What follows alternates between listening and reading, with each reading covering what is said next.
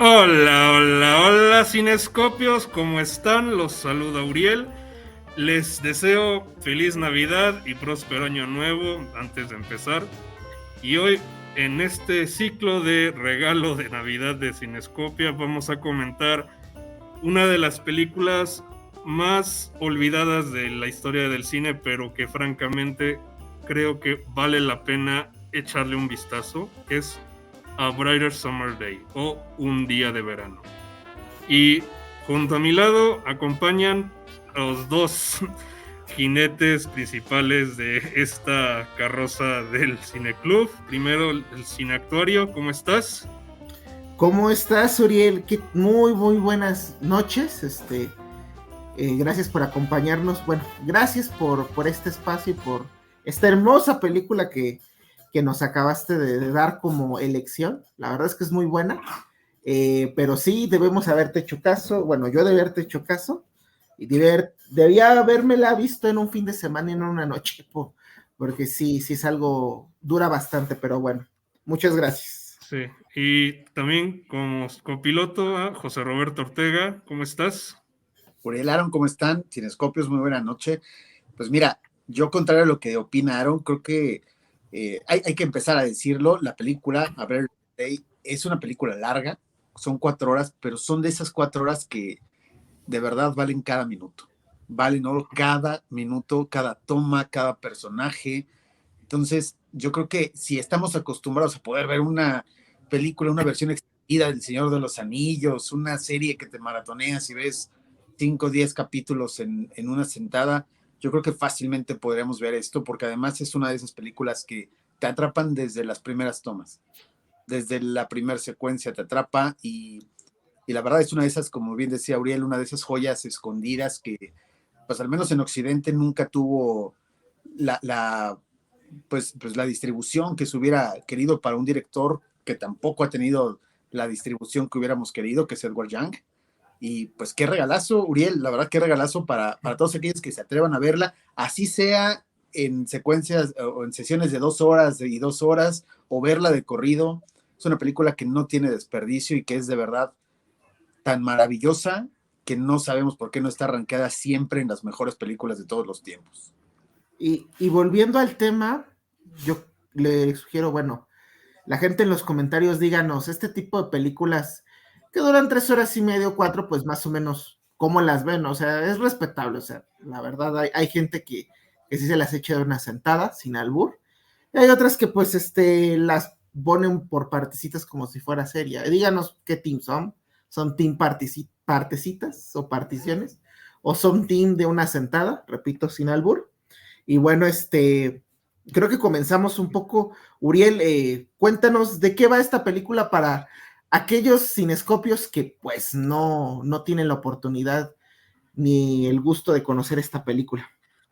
Bueno, la información técnica, la ficha técnica es que A Brighter Summer Day o Un Día de Verano, como se le conoce aquí, es una película taiwanesa de 1991 dirigida por Edward Yang, protagonizada por Chang Chen, Lina Yang y un montón de actores que no me voy a molestar en aprender sus nombres porque son de 3 sílabas impronunciables, lo siento, pero es la mera verdad. ¿De qué trata la película? Pues bueno, el propio prólogo nos lo dice. Millones de chinos continentales huyeron a Taiwán con el gobierno nacional después de la derrota de la guerra civil de los comunistas chinos en 1949. Sus hijos fueron criados en una atmósfera incómoda creada por la propia incertidumbre de los padres sobre el futuro. Muchos formaron pandillas callejeras para buscar identidad y fortalecer su sentido de seguridad. Y bajo este contexto nos narra la historia de amor de Zheng, alias Sir, y Ming. Ahora, pues sí, como dicen, hay que sacar el gato de la bolsa. Esto dura 4 horas. Yo sé que vamos a intimidar a muchos de que hay que pinche hueva sentarme a ver esto, pero cada segundo vale su peso en oro. ¿No? A ver, a ver, chicos, si se sentaron 3 horas a ver Oppenheimer, si se sentaron 3 horas y media a ver Killers of the Flower Moon, si se sentaron 10 horas a ver una serie en Netflix. Sí, probablemente se sentaron 10 horas a ver el juego del Cacamar o cualquier otra serie, pues pueden con esto. O sea, a ver, vamos a verlo así, 4 horas.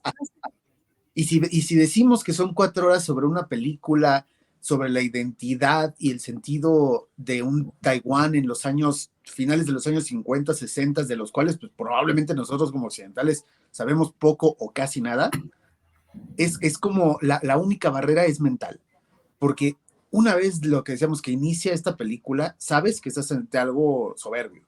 Una vez que vas, no es necesario ni siquiera que conozcas qué sucedió, te da el contexto perfecto y te va metiendo en un contexto histórico, social y cultural que pues tiene arraigo en muchas personas y en muchas situaciones y en todo el mundo. O sea, es una película universal. No sé si estén de acuerdo en eso. Yo igual, ¿sabes en qué estoy muy de acuerdo? Y creo que una vez lo dijo José Luis, y es lo que a mí me encanta del cine. Es un arte que con poco te puede llevar a varios lugares, o te puede incluso dar un resumen del entorno sociocultural, y lo que me encanta de esta película es que de una manera muy bien explicada te da un contexto de lo que fue Taiwán en los años 50, 60, todas las repercusiones que había sociopolíticas con China, y puedes conocer una parte de la historia de esta transición que vivieron los chinos antes de llegar a lo que, pues, de esa transición que dieron de la Segunda Guerra Mundial a lo que es hoy en día una economía potente o una sociedad en teoría como menos carente de necesidades. No quiere decir que no haya siendo pobreza en este continente o en esta parte del país, pero es lo que me encantó porque a lo mejor sí hay más películas y no todas han llegado, pero creo que el cine también en ese aspecto puede ser un buen reflejo social de pues ciertas problemáticas que hubo, una memoria como histórica. Y es una de las cosas que a mí me encantó de la película, pero hay más. Vamos a sacar, como dice Iriar, al gato de la bolsa porque hay mucho más. O sea, y yo creo que ahí, no sé si ustedes quieren seguir, pues, porque nada más habla del contexto social que se vivió en esta época, sino también de cómo lo perciben dos par de adolescentes. Y es que encima no es solamente de un par de adolescentes. Este es un épico porque Yang demuestra su maestría poniéndote a 100 personajes con diálogo en toda la historia. Quizás de esos 100, solo 15 son vitales para la historia o tienen desarrollo en la trama, pero no hay nada que sobre. Cada uno entrega justo lo que tiene que aportar directamente. Es que estás ante lo vamos a decir, y perdón si nos vamos en elogios, pero estamos ante una obra maestra del guión, de la narrativa, de la edición, también, porque a pesar de que uno dice, oye, 4 horas sí es buena edición, sí, señores, 4 horas sí es una gran edición, y es una edición propositiva, y es una edición que vale mucho la pena. ¿Por qué? Por lo que decía Uriel, cada uno de los personajes tiene un peso, independientemente de que sean de los protagónicos o de los secundarios. Hay aquí en México lo que se les decía actores de cuadro, ¿no? En muchos casos, y aquí tenemos varios de ellos, pero cada uno tiene un peso importante en la historia, cada uno tiene una relevancia en lo que va formando esto, la historia como tal, que es una historia además muy interesante sobre la identidad, sobre cómo se construye una identidad, sobre todo tomando en cuenta que pues, el personaje principal y muchos de los personajes aquí alrededor son gente que están huyendo de la revolución cultural y de Mao en China. Entonces, es un lugar nuevo para ellos en el cual, si bien conocen el idioma, conocen la cultura técnicamente, pues chocan contra aquellos que se dicen los nativos, ¿no? Y lo vemos con este choque entre las dos bandas juveniles. Pero va más allá de eso, o sea, no nada más es el personaje del joven, se me va el nombre, Ciro, ¿no? Ciro. sino que es también la historia de mucha gente alrededor. Y no nada más hablamos, por ejemplo, de Ming, que es otro de los personajes maravillosos que tiene la película, sino de todos los secundarios, ¿no? Todos los que se van construyendo una identidad y buscan una pertenencia, ya sea en el lugar donde les ha tocado vivir o llegar, o incluso cuando la pertenencia se puede expresar de otras formas, ¿no? Ya sea a través de estas pandillas juveniles, o sea a través incluso hasta de la música. O de la cultura general, porque vemos que a pesar de que los chicos del parque y los 217, las dos pandillas, pelean, tienen un gusto en común, y esa es la propia cultura de Estados Unidos, que se ha insertado dentro de la propia cultura de Taiwán. Y esto es un tema recurrente en la filmografía de Yang, que es el nativo contra el extranjero, el preservar mi propia cultura, mis tradiciones, mis creencias, y al mismo tiempo ver que mis amigos, mis hijos, están influyendo de algo de afuera, que podrá verse bien para ellos y les podrá gustar, no hay problema en eso, pero están perdiendo su propio valor, su propio sentido de pertenencia, porque son choques tan fuertes dentro de su propia perspectiva que moldea diferentes generaciones. Esto es el final de una generación, la generación de los padres, con el comienzo de la nueva generación de los jóvenes, que precisamente buscan en Elvis Presley, en John Wayne, en muchos de estos íconos de la época, una forma de pertenecer a algo. Yo te voy a decir algo, perdón, Aaron, es que tú mencionas que si es de alguna forma una pérdida de la identidad. O sea, yo creo que la identidad como tal también la van formando y se va formando una nueva identidad. Tenemos que entender algo que de las cosas muy ricas que dan para análisis de esta película, y que créanme que este programa podría ser las mismas 4 horas que dura la película, es que te va hablando de que justamente son los niños o estos jóvenes los que son un subproducto, digamos, de este choque cultural. Porque si bien tienes a los adultos que vienen del mainland o de la tierra continental, y tienes a los que son los nativos, que están bien representados en estas dos bandas, tienes justamente que los jóvenes no encajan en ninguno de los dos grupos, ¿no? Porque ellos están forjando también una identidad que puede ser que no se identifique con ninguna de estas dos grandes formas, ¿no?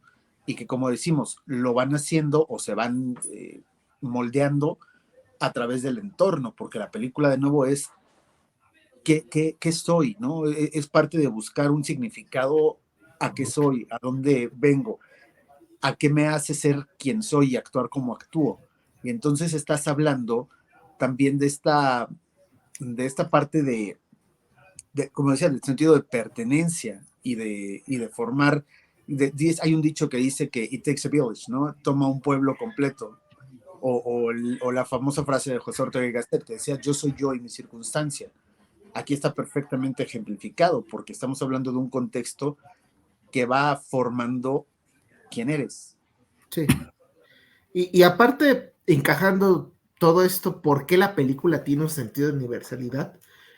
Porque yo creo que esto que están viviendo los jóvenes, estos choques culturales y aparte ¿cómo lo diría? La extracción de otra cultura, o que esta generación está buscando su identidad no solamente en su cultura nativa, sino una cultura extranjera, forma parte de lo que hoy es el proceso de globalización.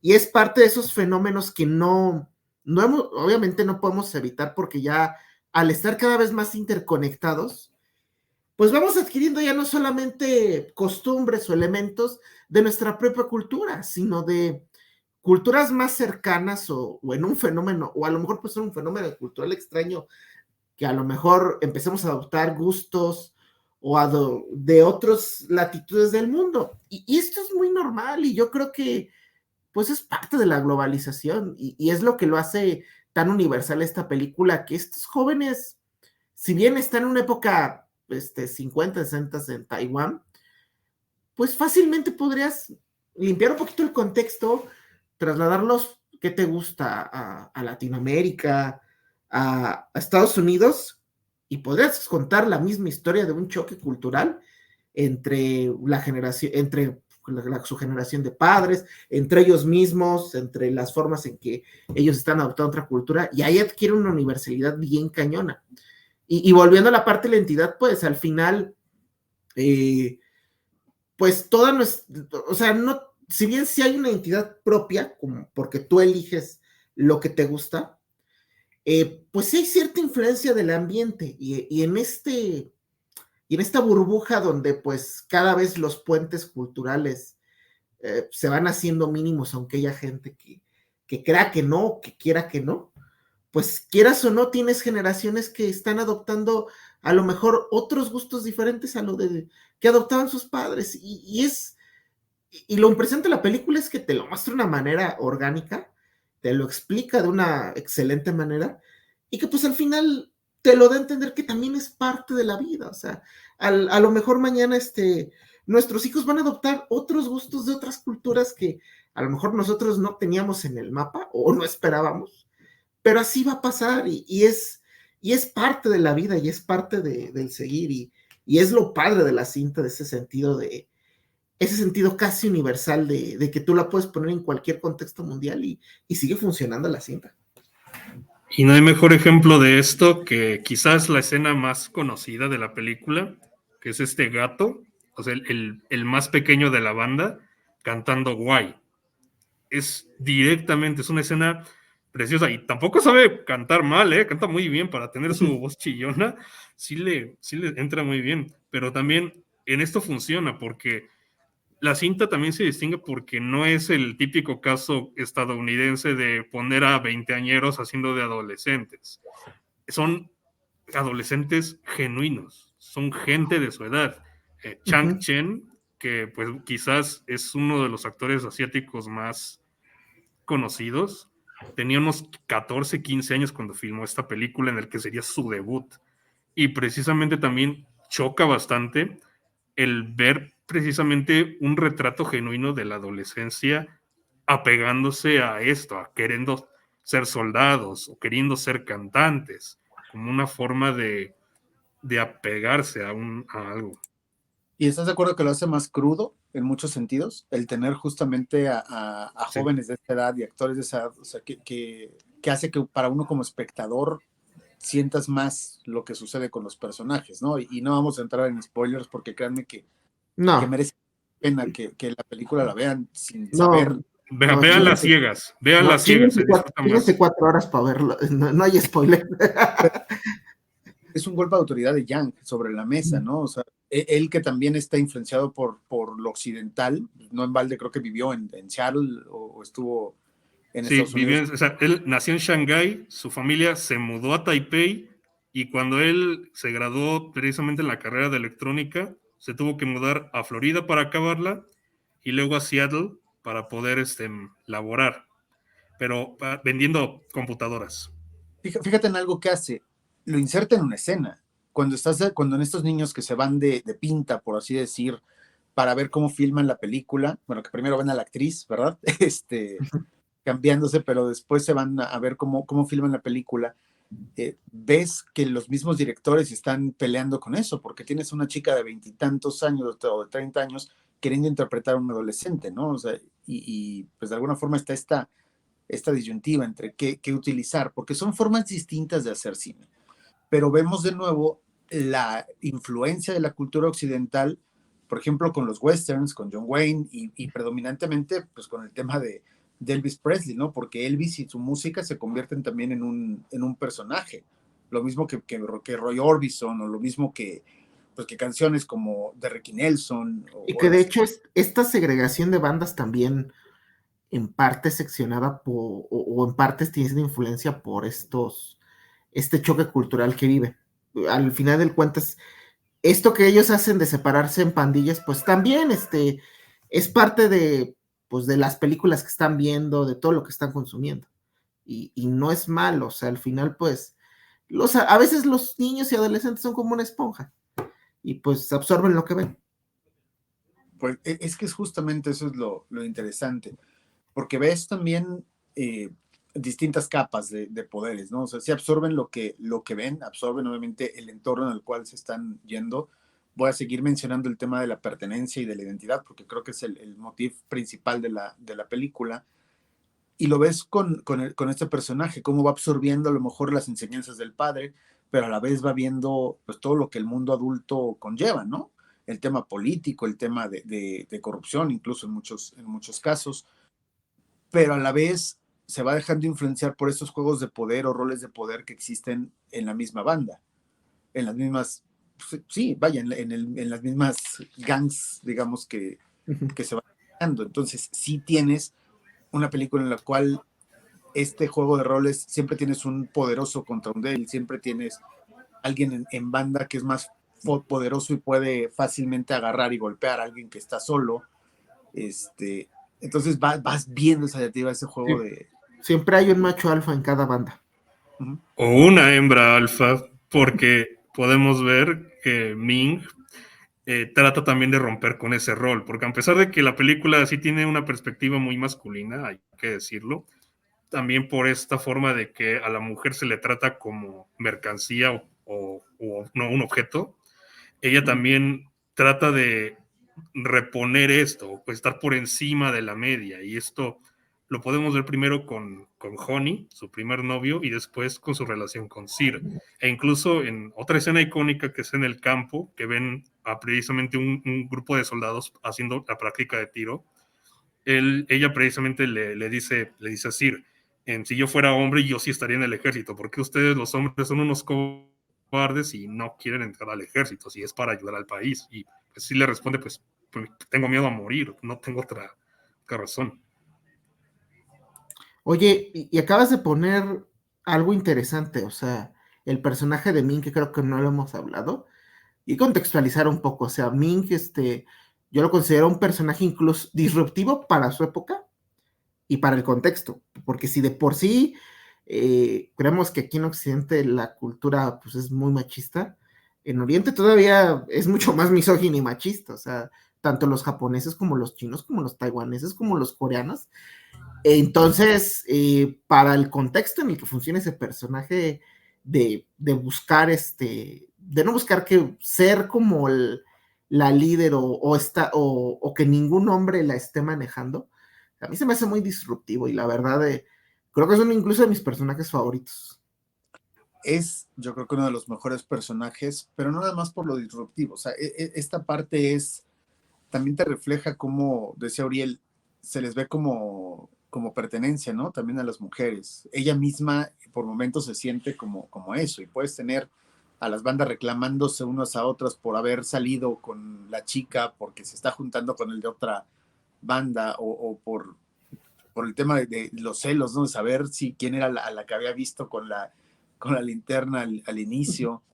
Sabes, muchas cosas interesantes, y la lucha que tiene Ming justamente por tener esta autonomía, por tener pues, sobreponerse, digamos, al rol que en teoría le toca ocupar, creo que es algo bastante interesante, ¿no? Y lo hace así confrontando al personaje, justamente decir, incluso, lo hace confrontando, pues no nada más a él, sino a todos los demás que en alguna forma la llegan a pretender, y aprendiendo a tomar sus decisiones, aprendiendo a no sentirse, pues eso, como un objeto, como algo de valor, de cambio o de pertenencia.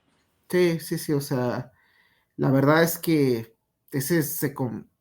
ahí concuerdo con todo lo que dices, José Roberto, o sea, es un personaje que intenta sobreponerse pues a este machismo imperante y más, o sea, ya de por sí a veces por ahí la cultura occidental tiene ciertos atisbos de machismo en algunos símbolos y luego la fusionas con costumbres más fuertes, pues sí tienes un caldo de cultivo interesante y al final pues este personaje se sobrepone a ese caldo, que de hecho hay algo interesante, yo creo que no hemos tocado, o sea, ya hablamos de la influencia cultural que pues tiene esta película o del tema que está tratando, pero creo que también hay que hablar del contexto social, o sea, ya lo hablamos con Min, que pues obviamente por las costumbres que hay en este tipo de países, pues tiene que sobreponerse a este tipo de adversidades, pero en general yo creo que todos los personajes, a lo mejor más Ming en cierto sentido, están buscando también en este sentido de encontrar su identidad,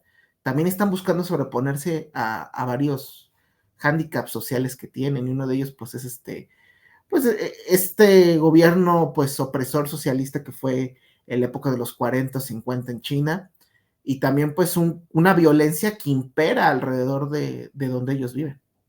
Incluso, aunque la película no tiene muchas escenas así violentas, o más bien gráficas, quisiera decir gráficas, es muy violenta. E incluso sin hacer nada directamente hasta el final. Hay, por ejemplo, que los van recogiendo de la escuela a Sir y a sus hermanos de la noche, y justo al lado del autobús pasa así una banda de tanques, una línea de tanques directamente, que sí pega bastante fuerte, o más adelante que al padre de Sir lo arresta el gobierno porque cree que es un espía que está trabajando para el imperio de Mao.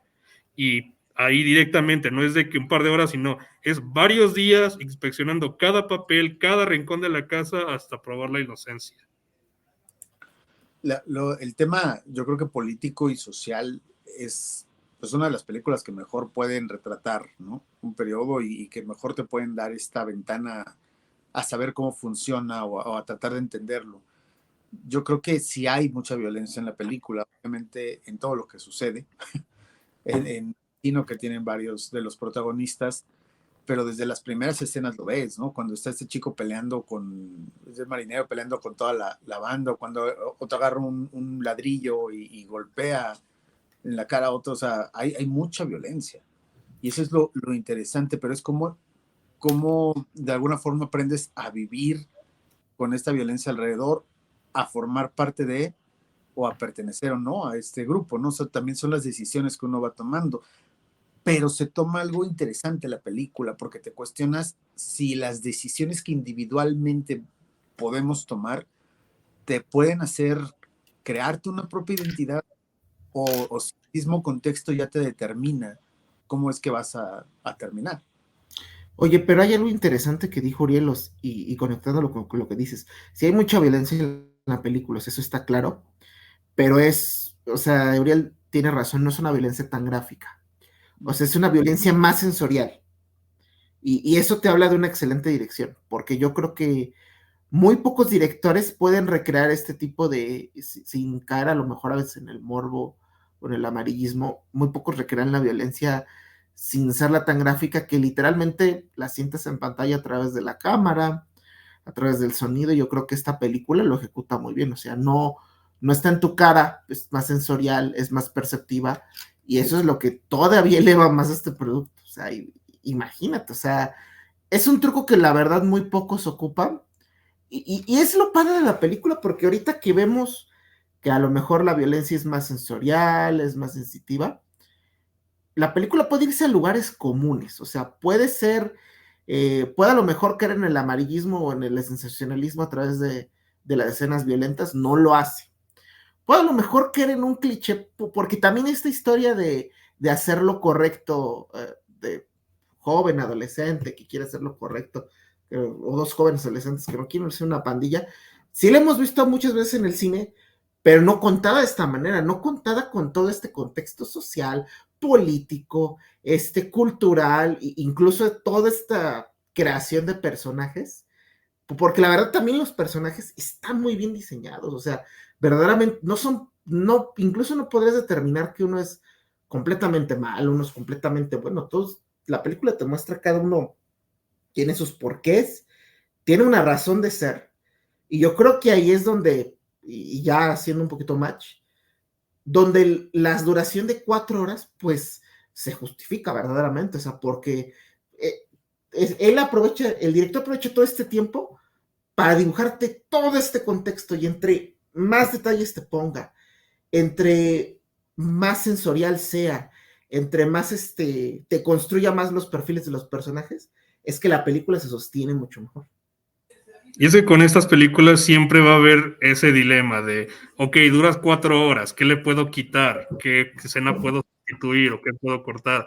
O incluso, como es mi caso, tiene escenas de acción que compensen las partes lentas, tiene humor, sin ser una comedia, tiene humor que le haga más ligero el ritmo lento. La historia que está contando justifica el ritmo lento, porque si tu película no responde nada de esto, pues ¿qué nos queda? Es una película que es larga, lenta y cansada de ver. Pero aquí, pues sí, como dices, aprovecha cada segundo de metraje para poder diseccionar toda una comunidad, todo un país, si se le podría decir de esta manera. Es que creo que logra eso. Y es decir cosas fuertes, ¿no? Pero creo que logra meter, digamos, en esta película el motivo de qué es el país y cómo se forma el país de Taiwán. Y lo mismo te digo, puedes extrapolar a muchos otros, pero justamente esta alegoría que hace, alegoría política, sí, pero también social, lo vas viendo este macrocosmos en el microcosmos que resulta cada uno de los personajes. Y de nuevo, o sea, decir que no sé, o sea, yo si me lo preguntan, yo no sé qué escena podría quitar, No. está de más, no, porque todas las decisiones que se toman, incluso en cómo yuxtapone muchas escenas, en cómo te va diseccionando esto, lo hace de una forma magnífica.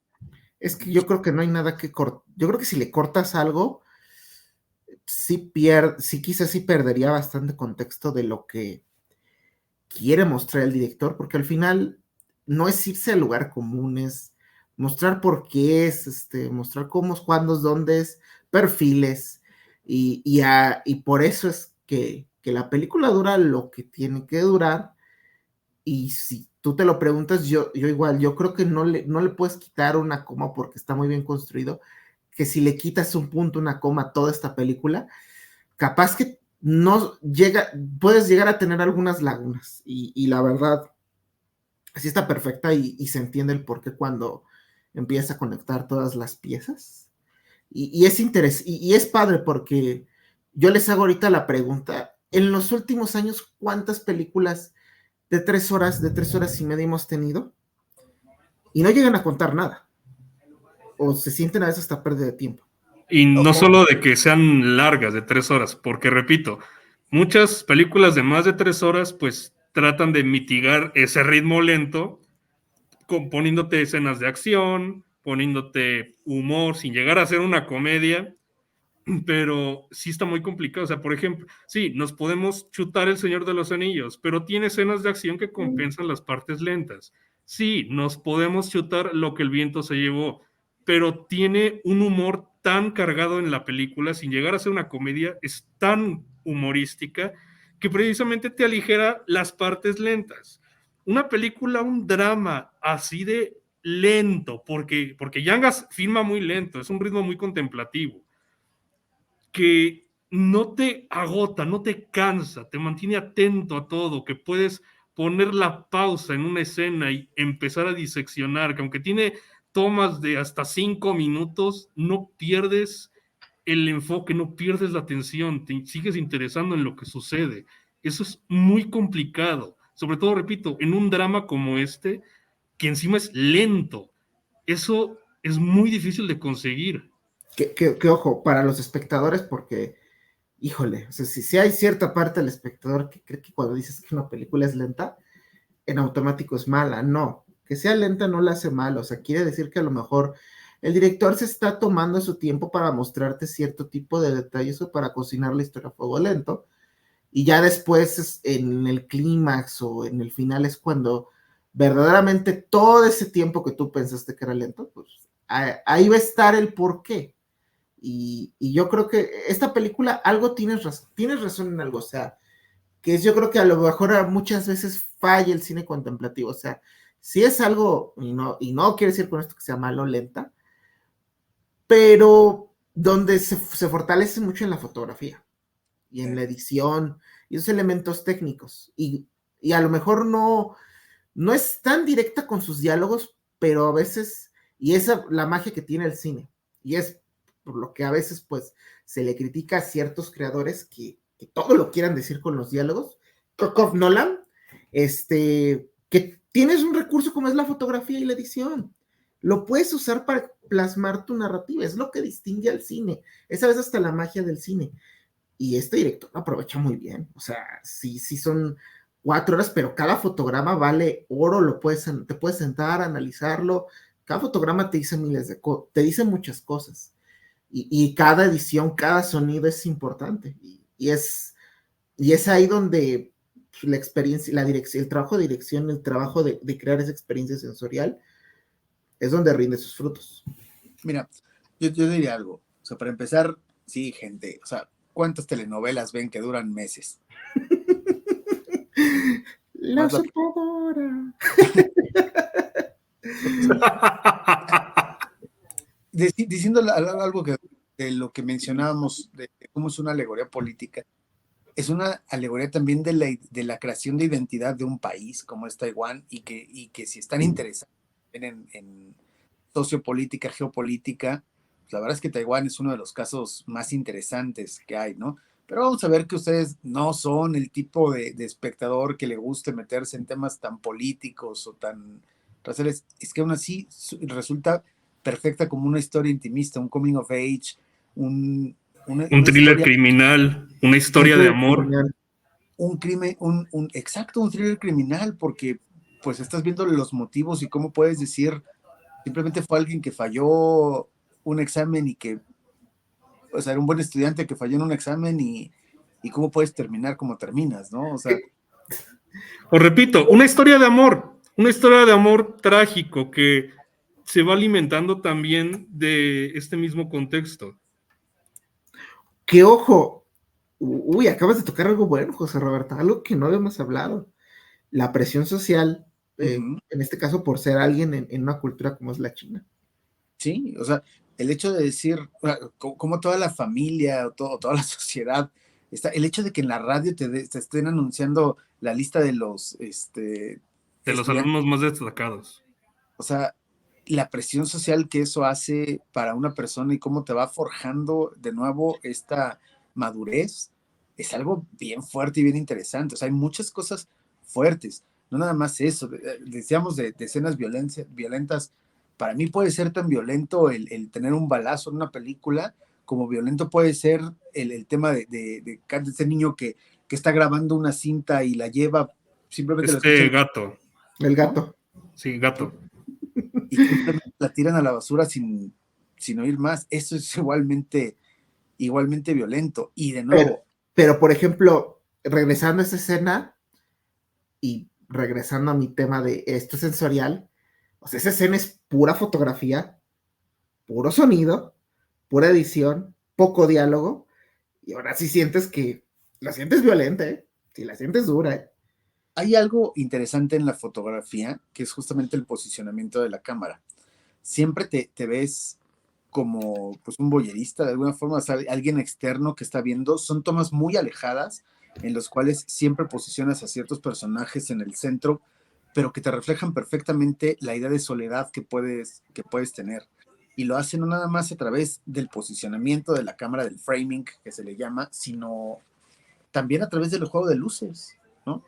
De cómo en algunos momentos vas jugando con esto y sobre todo esto, ¿no? La distancia y el aislamiento que puedes tener, porque incluso cuando hay muchos actores en escena, te alejas de tal forma que se sigue sintiendo un aislamiento. Que ojo, ahí, y es lo padre de esta cinta, que está ese plano los planos que tú mencionas son medios. O sea, no son ni tan lejanos ni son tan primeros.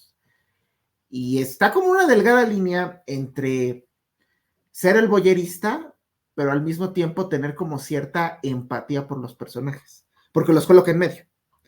Si la cámara estuviera un poquito más alejada, indirectamente te estaría diciendo que no empatizas con ellos. Y si estuviera muy cercana, habría más empatía y se perdería a lo mejor como este estilo boyerista. Y es otro, acabas de resaltar, otro gran aditamento a esta película. O sea, la cámara es milimétricamente precisa. Es que ese es el estilo de Yang, eso es lo que lo hace genial, te convierte en un boyerista y al mismo tiempo en un confidente, te tiene la confianza de que sí, vamos a verlos hablar, vas a verlos conversar, vas a verlos fumar, caminar, tener relaciones, pelearse, lo que quieran, pero al mismo tiempo te da la confianza de que estos personajes valen la pena, que ellos merecen es que los escuches, puede que no les prestes atención, pero sigues, como dicen, de chismoso, de querer saber de qué están hablando o qué va a pasar después. Eso es algo que hacía Yang, que te hacía que te importaran los personajes aunque no quisieras hacerlo. Y esto también se tiene en muchas cámaras fijas. Sí, porque sí puedo decir que es el chiste de que dejo la cámara en el tripié ahí en la medio de la calle que se filme sola, pero tiene mucha de esa interactividad contigo. Sí, lo hace de forma, creo que bastante magistral, porque es que te hace cómplice de muchas cosas, ¿no? Te hace como testigo, y cómplice de esas injusticias, de los mismos prejuicios que se van formulando. Voy a retomar algo, el hecho de, por ejemplo, la culturalidad que se va invadiendo también a partir de la música, también te hace partícipe con ella, porque es música que pues, la mayoría de nosotros conoce y todo, y que vas aprendiendo cómo se va metiendo en la psique de muchos de los personajes, y que puedes a lo mejor ver cómo ahora estamos viendo un revés, ¿no? Cómo ahora nuestra cultura está más influenciada por anime, por series coreanas, por bandas de J-pop, de K-pop, y ahora se está revirtiendo, pero lo hace justamente a través de música tan común como puede ser Roy Orbison o Elvis Presley, que hace que tú mismo empatices con estos personajes, o sea, independientemente de que te sientas ajeno a algo, no, hace que también tú tengas un sentido de pertenencia junto con esto, porque también esa pertenencia a través de la música, de estas bandas, y hace con este juego, Yang hace que tú mismo te compenetres con ellos. Que por ejemplo, ahorita estaba pensando, hablando del voyerismo, es voyerista pero no morboso. No. Si quisiera ser morboso, empezaría a usar lentes o más angulares, al punto de querer crear un ojo de pescado, como lo hace Látimos. Pero Látimos quiere que genere morbo, o sea, no, es boyerista y morboso, y este cuate no más es boyerista. Es la gran, y es lo padre del lenguaje cinematográfico, o sea, pequeños detalles pueden marcar la delgada línea de lo que quieres decir. Y es ahí donde se ve un buen director de fotografía y un buen director, cómo colocar la cámara. Y es, pues, este cuate, la verdad es que lo hace de una manera preciosa, precisa, milimétrica. O sea, qué buena fotografía, la verdad. Y creo que nos hemos desvivido mucho en halagos técnicos, ¿verdad? Pero es que esa Sí. película es rica en lo técnico, es rica en vestuarios, en ambientación, es rica, decimos, en el tema de edición, es rica en el tema de fotografía, pero también de guión, pero también de actuaciones, pero también de timing. O sea, es una película de verdad en la cual vale la pena desvivirse en elogios técnicos, porque si bien no estamos ante uno de los directores más renombrados, ni siquiera de Taiwán, porque si uno piensa en el cine de Taiwán va a pensar en Ang Lee, por ejemplo. Si uno piensa en el cine asiático, pues te vas a ir a Bong Joon-ho, te vas a ir a Corea, te vas a ir Park Chan-wook, y no hablamos casi de Yang. Y eso es que las razones son muy simples, es que yo mismo lo expliqué, las razones de por qué es muy desconocido, ya no digamos para el casual, sino para la propia crítica, son simples. O sea, primero, su filmografía es corta, son 7 películas, y a lo mucho habrán visto Gigi, sí. Y ya. Luego, pues, su obra en general no fue conocida afuera de Asia hasta los 2000, hasta que estrenó Gigi en Cannes. Es un director también difícil de entrarle, porque, como digo, es muy lento. Es un director al que le tienes que tener mucha paciencia para entender lo que te está contando.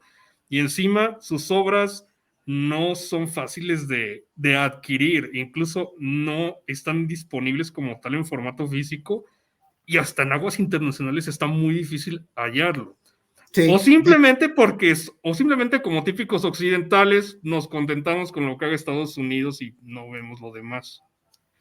Sí, es un director muy difícil, y incluso creo que ese Criterion de A Brigade of Summer Day tardó un poquito en llegar. O sea, y sí es un director que fuera de Gigi, que pues tiene la distinción de que ganó mejor director en Cannes, pues no hay, como que mucha gente no voltea atrás de su filmografía. Y es muy triste porque yo creo que este director tenía muchas cosas que entregar. Lamentablemente en 2007 pues fallece de cáncer de colon.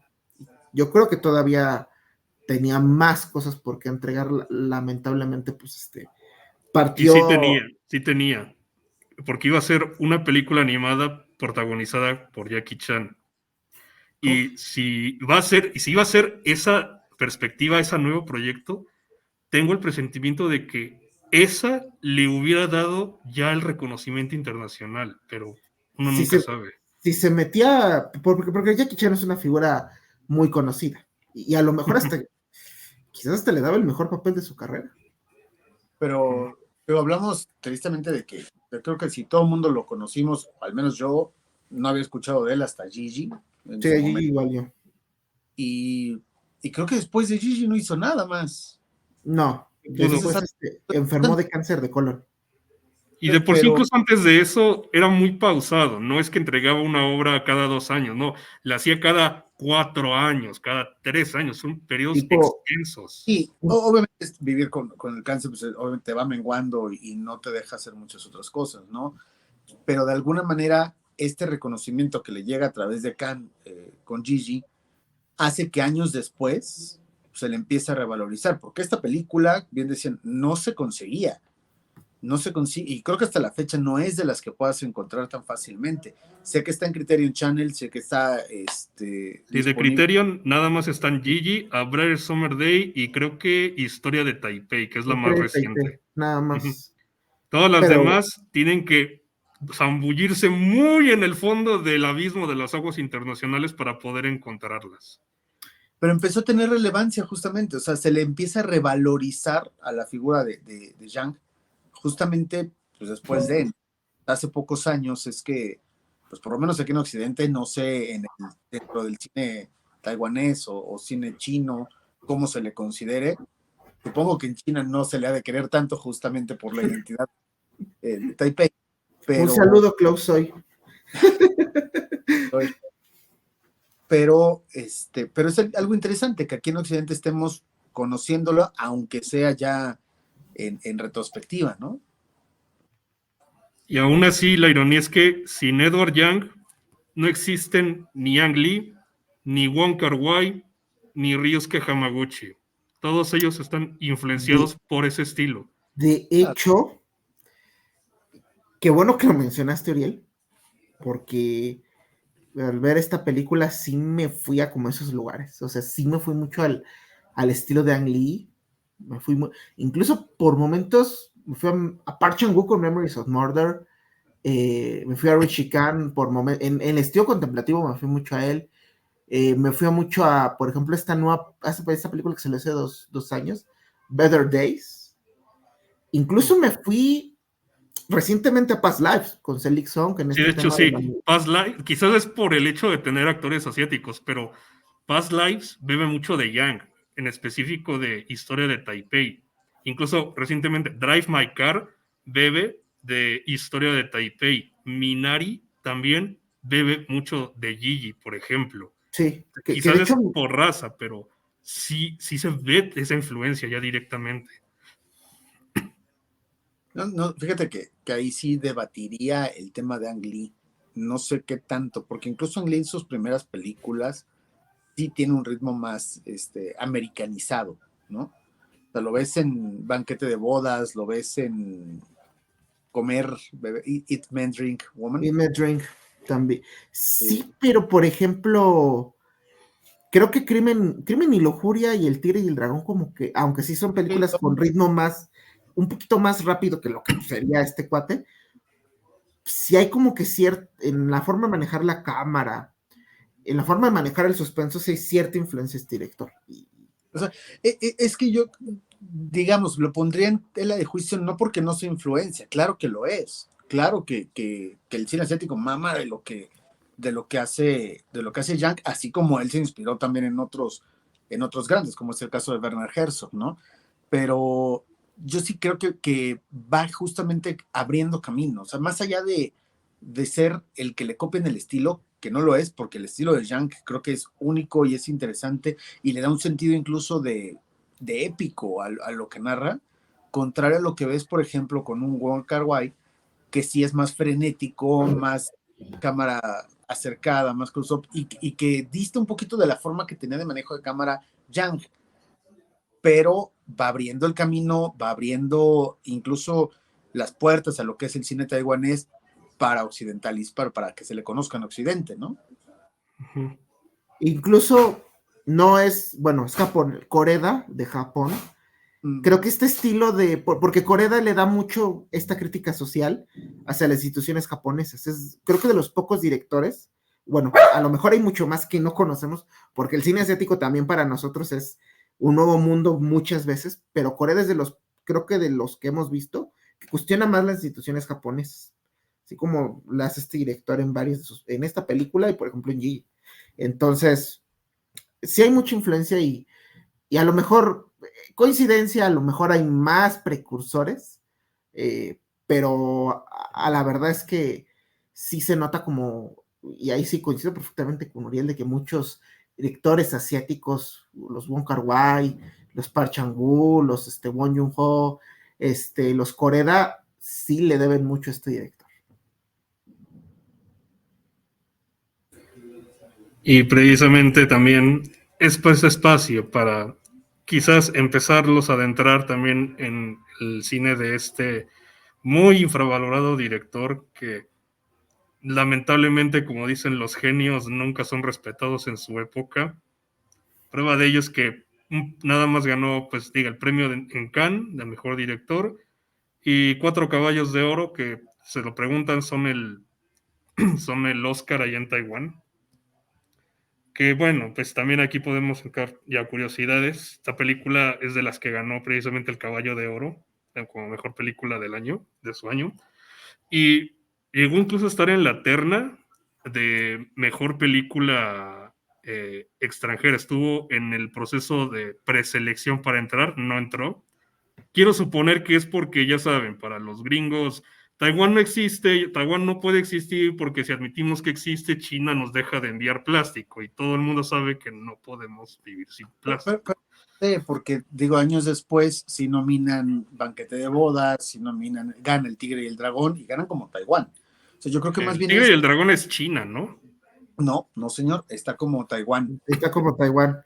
Y años después, pues, Pero hacen lo mismo con Close Up, que gana el Oscar a mejor directora. O sea, también es cuando les conviene. O sea, es cuando les conviene estar enemistados o amistosos con China, pero yo creo que va mucho más en el tema de que es un estilo narrativo que dista mucho de lo que estamos acostumbrados a ver como consumidores occidentales de cine. O sea, esto choca con lo que es Hollywood, esto choca con la forma de cine. Sí, o sea, incluso otra película que habla mucho de la identidad o de creación de identidad, se me viene a la mente Europa, de Agnieszka Holland. Es mucho más occidental la forma de grabarlo que lo que puede ser esta otra película. Y decir que son contemporáneas, que se llevarán un año quizás, pero era más fácil que reconocieran una Europa a que reconocieran algo como esto. Sí, porque el ritmo es más rápido, vertiginoso, más Hollywood. Que no es, que también, vamos a decir, o sea, el estilo Hollywood tampoco es malo, o sea, de cierta manera es un estilo que se acerca mucho al la que consume más la gente y está bien, o sea, siempre y cuando lo ejecutes de una manera adecuada, o sea, no, ahí sí no hay problema. Yo tengo una curiosidad interesante. Yang admitió que mucha de esta película fue basado en Goodfellas de Martin Scorsese. Y sí, o sea, si tú lo ves, y de hecho, ¿sabes? Hay otra película que se me vino a la mente, Once Upon a Time in America, también por momentos me recordaba. Y dije, y también a Goodfellas, o sea, que son dos clásicos del cine americano. Y más también en esta historia paralela de dos personas que crecen, igual a mí dije, What's Up Time to America, o sea, sí. Exacto, el tema del éxodo, ¿no? El tema del éxodo. Y de llegar a un nuevo lugar y tratar de encajar en lo que es y lo que te puede costar adentrarte, ¿no? O pertenecer a este nuevo sitio. También se puede decir que el padre de Sir, el que es el padre en la película, en la vida real es Chang Kuo-chu, que es padre de Chang Chen. Así que digamos que sí podría haber habido un poquito de influencia, pero también Chang Chen es quizás de los más ubicados dentro del cine asiático en lo que respecta a calidad de actores. Y asimismo, pues, él sería lo más cercano a un actor fetiche que tuvo Yang. También colaboró en Mayong, que Mayong sí está flojita, pero todavía se deja ver. Y bueno, en caso de la que hace a Ming, Lisa Yang, pues sin parentesco, pues desapareció de la faz de la Tierra, porque quién sabe, quizás para mí confirma el fetiche que tenía Yang por las mujeres de pelo corto. Otra curiosidad es que no he checado Letterboxd, y me impresionaría esto, pero según dicen que la película actualmente ocupa el 10º lugar en la lista de 200 mejores películas de Letterboxd. No en su momento. Y incluso en algún punto estuvo por encima de Gigi. O sea, incluso ahí está la competencia de cuál es mejor entre estas dos A obras ver, es un buen conocidas. tema. O sea, yo ya vi Gigi, me parece un Ujú. peliculón, pero ¿cuál les gusta más? O sea, Gigi o A Brighter Summer Day. Y hay buenos motivos para elegir, porque Gigi, digamos, es más accesible, no solo en la duración, sino incluso en el ritmo y un poco en la universalidad de sus temas. Pero a ver, Summer Day, si bien es más compacta al encerrar, digamos, todo en un país, es mucho más rica también en lo que puede expresarse. Y pues encima, pues tienes un poco más de contexto, tiene un poco más de accesibilidad. Repito, en lo que respecta a Letterboxd, ya no está en el top 10, Gigi ya la superó. Al momento de que estamos grabando este video, A Brighter Summer Day está en el lugar 18, Gigi está en el 11, si alguno de ustedes se pregunta. Pero repito, en algún punto sí llegó a estar por encima de Gigi y en el top 10. En el caso de que se lo pregunten, el primer lugar al momento de grabar lo ocupa Harakiri. Órales. ¿Sabes algo? Yo sí tengo que responder la pregunta, a mí me parece mejor esta película que Gigi, pero las dos están muy No, cercanas, están Gigi muy... está en un buen nivel, pero yo voy a quedar con esta porque siento que el trabajo técnico es mucho mejor que en Gigi. A Es mí me que gusta más Gigi porque es más, repito, tiene un poquito más de calidez, pero pues encima no tengo problema con esta. Repito, la puse en segundo lugar porque precisamente es mucho de qué elegir. Es básicamente de qué sabor quieres tu helado. Y no es que haya uno que sea superior o no. Es que los dos saben también que no puedes quedarte con uno, aunque dependiera tu vida de ello. sí. Ahora, otra, no sé si de manera de curiosidad o también está de moda alabar a Martin Scorsese, pero es gracias a Scorsese y a su fundación del World Cinema Project que tenemos esta película, porque decíamos, de alguna forma se pierde en el tiempo, no se le da el culto que merecería y no es sino hasta hace cerca de 20 años que se le restaura esta versión de 35 milímetros y el responsable de rescatarla, restaurarla y darle una nueva difusión es el World Cinema Project, que pues es liderado, por así decir, por Martin Scorsese, ¿no? Que además es uno de los de los mayores, y no sé cómo decirlo, perdón, que alaban mucho el trabajo de Yang. Eh, Híjole, cada vez que oigo esa fundación de Scorsese, una sonrisa se brilla en mi rostro porque cuántas películas se han rescatado gracias a Martin y que se podían haber perdido.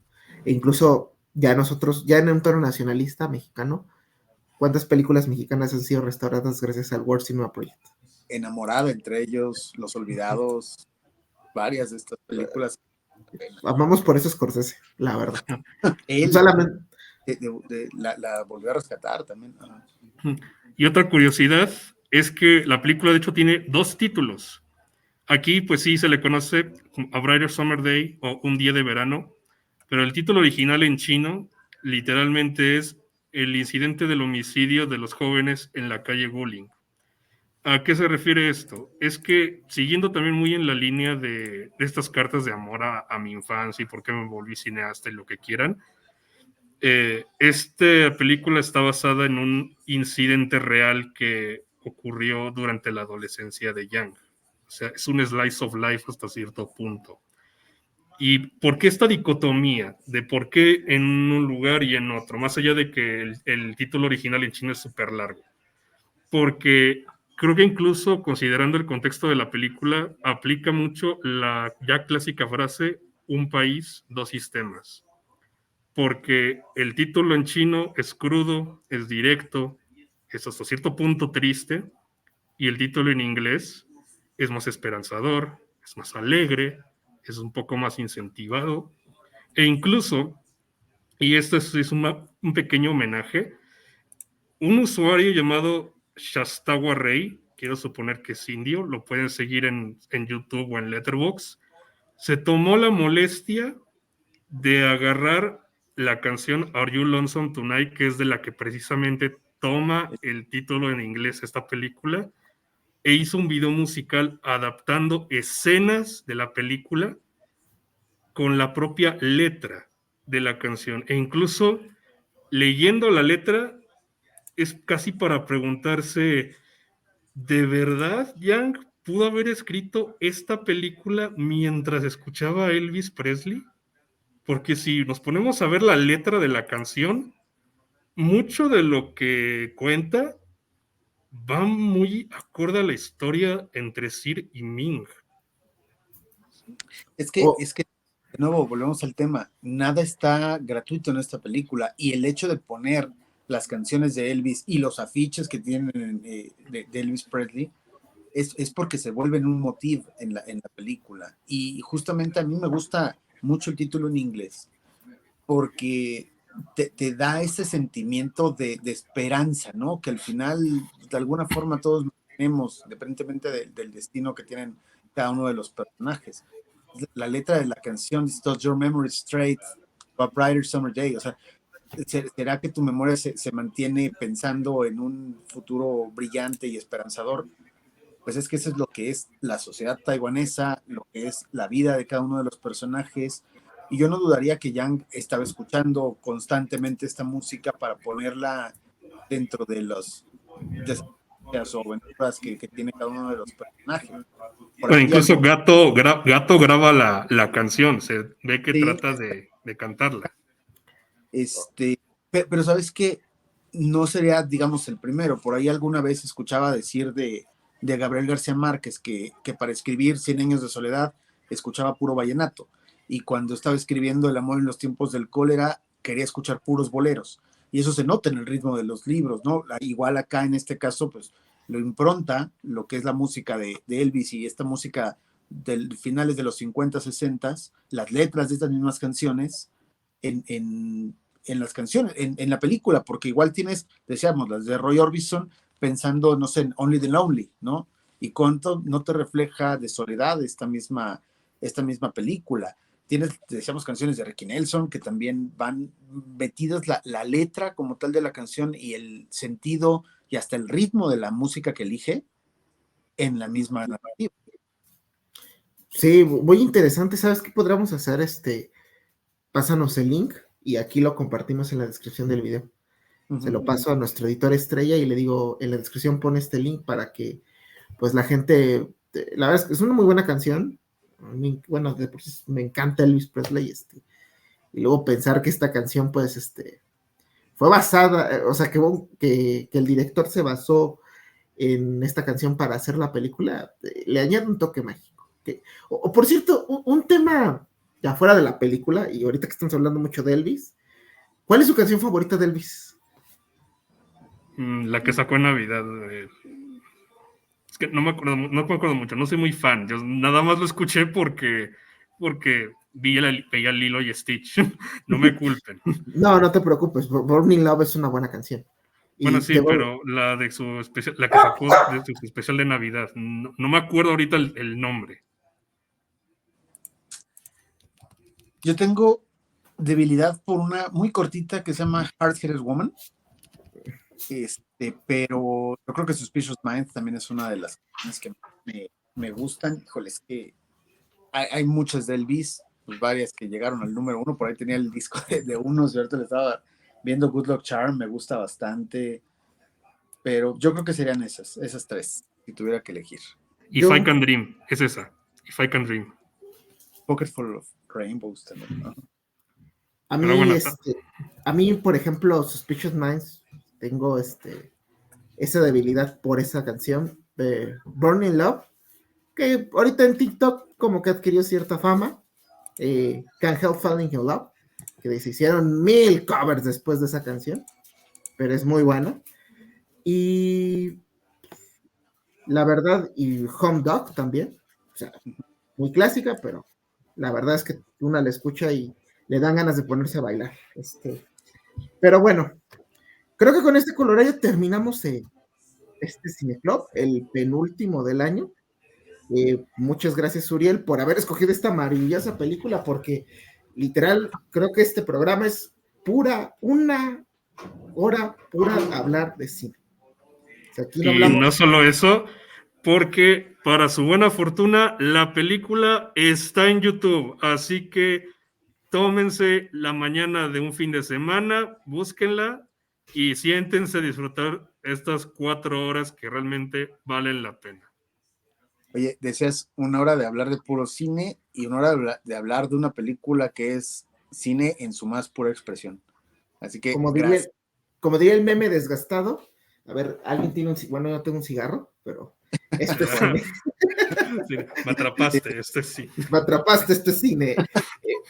Bueno, la verdad, qué buena recomendación. Ojalá ustedes en casa, si están sintonizando sin haberla visto, de verdad vayan, corran a verla. Y si ya la vieron, vuélvanla a ver, porque vale mucho la pena. Es un gran regalo que nos hace aquí Uriel y ojalá y sigan la recomendación. De acuerdo. Señores y señores, pues la siguiente semana es el último Cineclub del año 2023. ¿Y con qué vamos a cerrar, señores? O sea, el regalo de José Roberto fue Shakespeare in Love. Buen regalo. Yo esperaba un PlayStation, pero bueno, un Pony Station. Uriel sí me regaló el PlayStation, con esta película. ¿Y qué nos va a regalar nuestra querida Alejandra la siguiente semana? Una mezcla entre PlayStation 5, Xbox y Switch.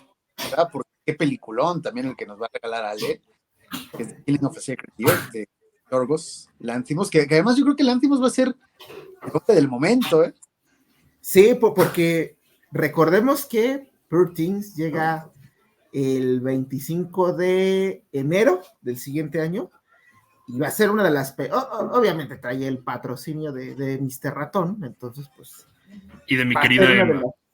Y hacerles un anuncio también, vamos a empezar justamente con el sobrecito a partir de esta semana. Entonces, por favor, sintonícenlo porque créanme que la han escuchado ad nauseam, una y otra vez porque viene fuerte. Va a ser muy divertido, vamos a ser menos serios. Vamos a ver qué caballo es el ganador esta temporada de premios. Pero bueno. Pues muchas gracias, señores, gracias, Uriel, por este bonito regalo. Gracias, José Roberto, por el regalo de la semana pasada. Y Alejandra, esperemos a Yorgos Lanthimos en un mollo. Los 3 Reyes Magos. Los 3 Reyes Magos. Melchor, Gaspar y Balsaltar. ¿Era Baltasar? Sí, ¿verdad? Sí, era Baltasar. Sea de color, vas a decir que va a saltar, por favor. No, iba a decir algo, pero... Van a banear. No, nos van a banear, Pero bueno. Señoras y señores, esto fue todo por el Cineclub del día de hoy. Nos despedimos. Que tengan una bonita semana. Vean buen cine. Feliz Navidad, Uriel. Feliz Navidad, José Roberto. Feliz Navidad, Ale. Feliz Navidad, Cinescopia, si nos ves. Entonces, pásenla muy bien, coman muy bien, vean, si pueden, vean buen cine. Suscríbanse a Cinescopia Live. Suscríbanse a Cinescopia Live también. Ayúdenos a mejorar a obviamente el A contenido. crecer, ayúdenos a crecer. Ayúdenos a crecer, queremos llegar a más gente. Si usted comparte ese programa a su marido, a su esposa, a sus hijos, a su primo, a su tía, a su amante, lo que sea. No juzgamos. No juzgamos.